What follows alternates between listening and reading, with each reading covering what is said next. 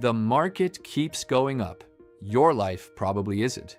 And no, that's not some weird accident. It might be the formula. Quick favor before we go deeper. I'm a small new YouTube channel, and if you like these straight plain English breakdowns, hit subscribe. It helps YouTube push this to more people who actually want the real story. All right, back to it. Right now it looks like Wall Street is rewarding the exact things making normal life worse. Cut workers, strip costs, replace some jobs with AI, turn salaried people into contractors, dump healthcare obligations, protect margins, watch the stock go up. That's not a metaphor. That is where this is headed. Snap cut around 1,000 workers and openly talked about AI doing more of the work. Disney cut around 1,000 too. Snap cut around 1,000 workers and openly talked about AI doing more of the work. And in Disney's case, part of the move wasn't just layoffs. It was shifting Marvel work to the UK and converting some salaried workers into contract workers, so the company doesn't have to carry the same benefit costs.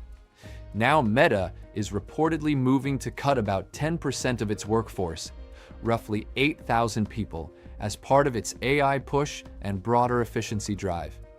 At that point, this stops looking like a one-off.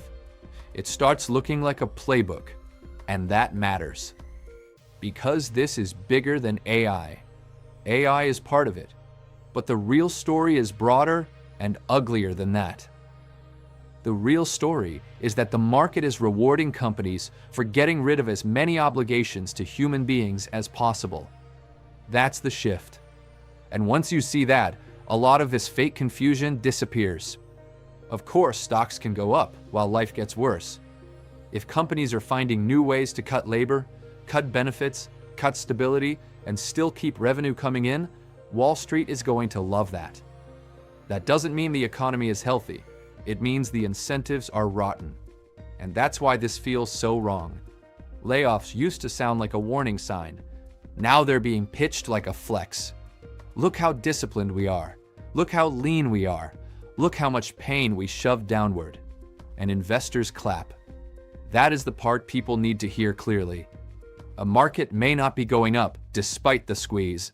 It may be going up because of it. And if that's true, then this isn't some healthy rally. It's a rally built on hollowing things out. Because your life is not being graded on the same things the market is.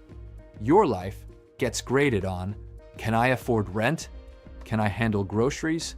Can I keep my job? Can I ever buy a house?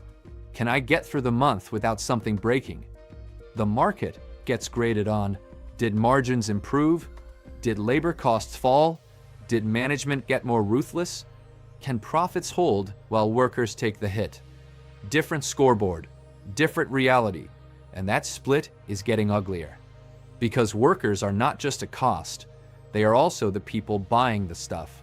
That is the piece these people keep pretending not to understand. You can fire people. You can automate tasks. You can call it productivity. You can move work somewhere cheaper. You can dodge healthcare costs. You can make the quarter look prettier. Fine. But if enough companies do that at the same time, who exactly is left carrying the economy? Who is buying the products? Who is paying the rent? Who is still spending enough to justify all this optimism? That is the question. And underneath the market smile, the real economy already looks strained. Housing is weak, people are stretched, debt is heavy, and the whole thing feels fragile enough that even Henry Paulson is out there talking about meeting a break-the-glass plan if treasury markets hit a wall. That should bother people, because the market is smiling, but the structure underneath it looks tired. That's the real story. You're being told everything is fine because stocks are up. But stocks can go up for ugly reasons. They can go up because companies got better at extraction. They can go up because management got more ruthless. They can go up because investors think workers can absorb more pain. They can go up because the damage is landing lower in the system. That does not mean strength. It means the market found a way to like the damage. That's the line. And that's why this moment feels so upside down. Because for a while, this works. That's the trap.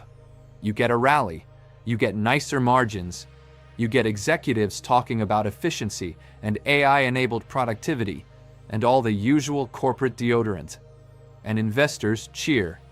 But it's not strength, it's extraction. You can only hollow out normal life for so long before normal life stops functioning. People stop spending the same way. They stop taking risks. They stop moving. They stop upgrading. They stop feeling secure enough to act like participants in a growing economy. They start acting like survivors. And once that shift sets in, society changes with it.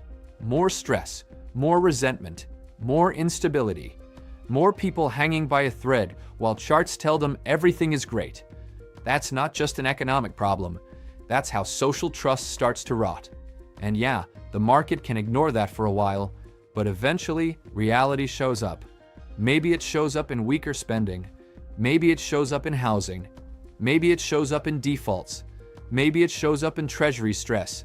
Maybe it shows up in politics getting even uglier because people living under permanent pressure get tired of being told everything is fine. However it shows up, the bill shows up. That's why this matters. Because you are not imagining the contradiction. The contradiction is the story. The market keeps going up while your life gets worse. Because right now, the system is rewarding the squeeze. That's the mechanism. That's the ugliness. That's why this crap doesn't feel like prosperity. It feels like a society being hollowed out, while the people at the top call it efficiency. You can only ask people to live under permanent squeeze for so long before they stop calling it capitalism and start calling it theft. And once enough people feel that shift, the real danger is not just economic. It's what happens when millions of people realize the system is still working, just not for them. That's why the stock market keeps going up while your life gets worse. Because for now, the pain is profitable. If you liked this, check out this video about how to survive financial collapse.